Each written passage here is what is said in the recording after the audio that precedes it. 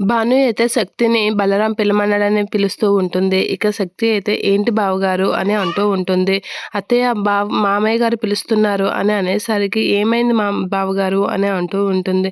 ఏంటమ్మా దుర్గకి నేనేదో పని చెప్తే నువ్వు బయట పని ఏదో చెప్పావంట. లెక్కలేవో చూడమని చెప్పాను. బ్యాంక్కి వెళ్ళి డబ్బులు డిపాజిట్ చేయాలి. ఆ లెక్కల సంగతి ఏదో చూడమని చెప్పాను. ఏమైంది అని అంటూ ఉంటాడు.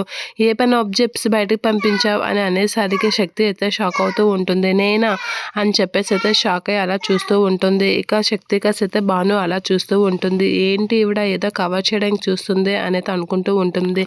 అదేనమ్మా నేను బయటికి వెళ్తుంటే ఎదురు పడ్డాడు. ఏమనంటే శక్తి పని చెప్పింది అని చెప్పేసి బ్యాగ్ పట్టుకొని బయటికి వెళ్తున్నాడు.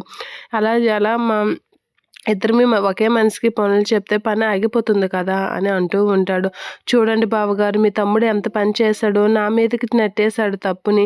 తను గాబరుగా బయలుదేరి మా అన్నయ్య అడిగితే ఏదో ఒకటి చెప్పు అని నాకు చెప్పాడు. ఇప్పుడు మీ దగ్గర నన్ను ఇరికించేశాడు అని అంటూ ఉంటాడు. నువ్వు కాదమ్మా ఇరికించడం కాదు, ఏదైనా సరే పని ఆగిపోతుంది కదా, ఆ పని ముందుకు ఎలా వెళ్తుంది? ఇంట్లో అంత డబ్బు ఉంచుకోకూడదు కదా, ఏం చేయాలి ఇప్పుడు అని అంటూ ఉంటాడు. అయ్యో బావగారు ఆ మాత్రం తినికి ఎందుకు కంగారు పడుతున్నారు అని అంటూ ఉంటుంది శక్తి. కంగారు కాకపోతే ఎందుకమ్మా, ఆ డబ్బు ఇంట్లో ఉంటే టెన్షనే కదా, అదేదో డిపాజిట్లు చేసిస్తే పని అయిపోతుంది కదా అని చెప్పేసి అంటూ ఉంటుందా. అవునా బావగారు ఈ విషయానికి ఎందుకు అంత కంగారు పడుతున్నారు అనేది అంటూ ఉంటుంది. ఇక భాను అయితే శక్తిని అలా చూస్తూ ఉండిపోతూ ఉంటుంది.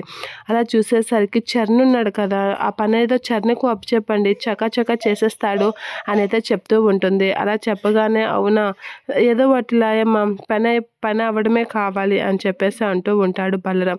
అలా అయితే నేను ఇప్పుడే చరణ్ని పంపించేస్తాను, ఫాస్ట్గా ఆ పని చేసేలా చూస్తాను అని చెప్పేసి శక్తి అంటూ ఉంటుంది. అలా అంటూ అక్కడి నుంచి అయితే వెళ్ళిపోతూ ఉంటుంది. ఇక భాను అయితే అదేంటిది చిన్నమామయ్య లేకపోతే ఆ పనిని మా ఆయనకు అప్పచెప్పాలి కదా, ఆయనకి కాకుండా చరణ్కి అప్పచెప్తున్నారేంటి అంటే ఆ పని ఏదో ఆయనకు అప్పచెప్పాలి కదా అని చెప్పేసి అయితే అంటూ ఉంటుంది.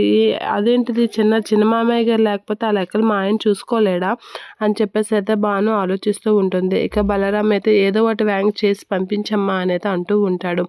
ఇక మా ఆయనకి లెక్కలు చెప్తే బాగుండు అని అయితే అనుకుంటూ ఉంటుంది భాను.